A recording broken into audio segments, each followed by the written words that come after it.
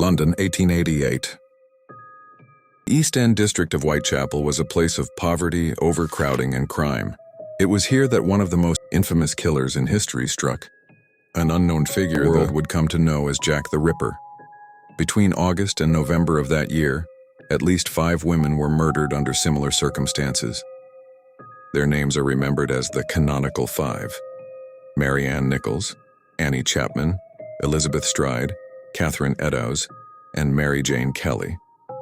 All lived in or near Whitechapel, and all were vulnerable due to poverty. The murders shared disturbing patterns.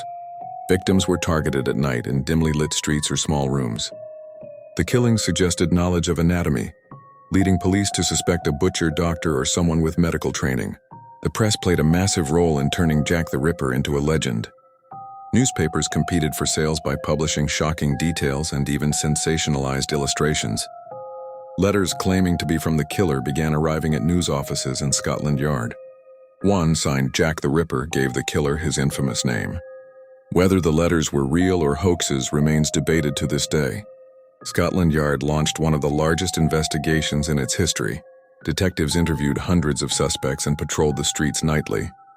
At the height of the fear, vigilante groups formed and the East End was gripped by panic. Yet, despite intense scrutiny, the killer was never caught. Over the years, many suspects have been proposed.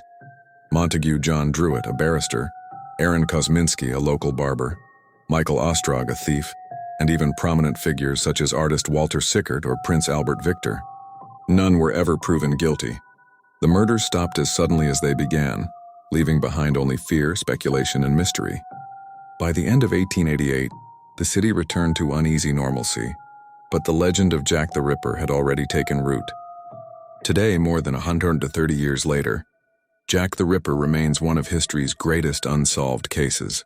His story is not just about the murders themselves, but about the atmosphere of Victorian London, a city divided by wealth and poverty, where crime and mystery thrived in the shadows. The identity of the Ripper may never be known, but his name endures as a chilling reminder of how fear and myth can outlive even the darkest crimes.